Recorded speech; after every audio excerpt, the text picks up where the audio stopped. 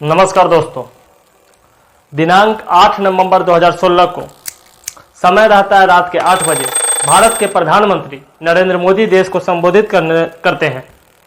इस संबोधन में भारत के प्रधानमंत्री नरेंद्र मोदी ने देश को एक बहुत ही बड़ा फैसला सुनाया, जो था नोटबंदी। भारत में 500 और 1000 रुपए के उस समय चलने वाली नोट को बंद कर दिया जाता है।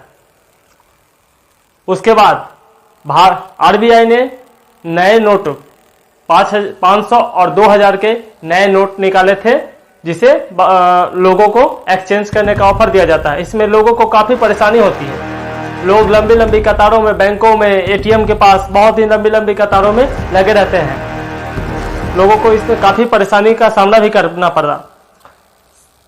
जो नोटबंदी करने के पीछे जो फैसला था वो बहुत ही एक सिंपल और साधारण फैसला था। सरकार का कहना था कि काला धन को कम करने के लिए, काला धन के टेरर फंडिंग को रोकने के लिए यह नोटबंदी फैसला लिया गया है। लेकिन क्या आप जानते हैं कि वो जो 500 और 1000 के पुराने नोट जो बैन किए गए थे, उन नोटों का क्या हुआ?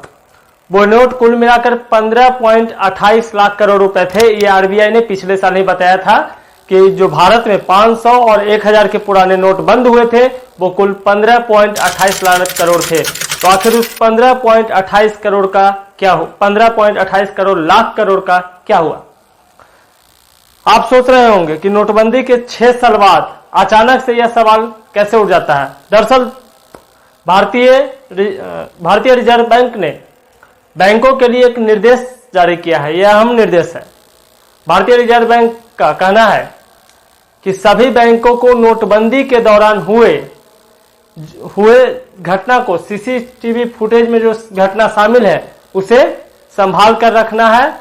यह भारतीय एजेंसी, जो एजेंसी जांच वगैरह करती है, भारतीय एजेंसी इसकी जांच कभी भी कर सकती है। मतलब कि आरबीआई का जो निर्देश था उसमें कहना था कि सभी बैंकों के सीसीटीवी फुटेज में जो नोटबंदी के दौरान लोग जाते थे, एक्सचेंज नोट करवाते थे, उस घटना का सीसीटीवी फुटेज होना चाहिए, ताकि कभी भी भारतीय जांच एजेंसी जो है ये फुटेज मांगे तो उसे ये फुटेज उपलब्ध हो। लेकिन यहाँ पर एक सवाल यह था कि 500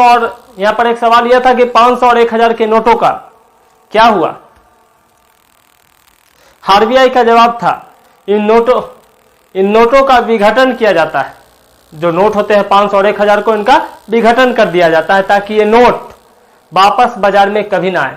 जब नोटबंदी होती है किसी भी देश में, सिर्फ भारत में नहीं, किसी भी देश में नोटबंदी होती है तो उस समय नोटों को जो है विघटन कर दिया जाता है ताकि वो नोट जो है दोबारा बाजार में वापस ना आए। लेकिन हाल ही में अब यहाँ पर एक सवाल मजेदार उठता है कि आपने देखा होगा थंबनेल में मेरा कि क्या 500 और 1000 के नोट फिर से चालू हो जाएंगे?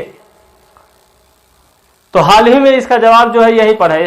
हाल ही में सुप्रीम कोर्ट ने भारत सरकार और आरबीआई से नोटबंदी के खिलाफ जवाब मांगा है। सुप्रीम कोर्ट ने भारत सरकार और आरबीआई को यह बताने को कहा है कि किस कानून के तहत 500 और 1000 के नोट को बैन किया गया था। कोर्ट ने सरकार और आरबीआई को हलफनामे में अपना जवाब देने को कहा है और यह भी कहा है सरकार ने कि इसका जवाब 8 नवंबर को तक देना है। मतलब आज अक्टूबर महीना चल रहा है, अगले महीना 8 नवंबर तक इसका जवाब भारतीय सरकार और आरबीआई को देना है कि किस कानून के तहत ये जो नोटबंदी थे 500 रुपए और 1000 रुपए के नोटों को बंद किया जाता है। अब यहाँ पर एक सवाल उठता है कि क्या फिर से 500 और 1000 के रुपए नोट चालू हो जाएंगे यदि सरकार सुप्रीम कोर्ट के इसका जवाब नहीं दे पाएगी? तो जी है, इसका आंसर है नहीं। फिर से 500 और 1000 रुपए के नोट नहीं चालू होंगे, क्योंकि अब जो नोट चल रहे हैं इसी नोटों के द्वारा इसी नोटों को आगे भी चलाया जाएगा। यदि सरकार इसका जवाब नहीं भी दे पाती है तो सरकार के ऊपर कुछ कार्रवाई हो सकती है, लेकिन ये नोट अब फिर से चालू नहीं होंगे। यदि चालू भी होंगे वो 500 और 1000 रुपए के नोट, तो सेम टू सेम वो नोट नहीं रहेंगे, उसमें कुछ परिवर्तन किया जा सकता है। तो आपको नोटबंदी पर ये वीडियो कैसा लगा? यदि अच्छा लगा हो तो प्लीज चैनल को सब्सक्राइब कीजिएगा, वीडियो को लाइक करिएगा, शेयर करिएगा, ताकि आपको अधिक से अधिक जानकारी मिलते रहे। धन्यवाद। फिर से मिलेंगे एक और जानकारी वाली वीडियो के साथ। तब तक के लिए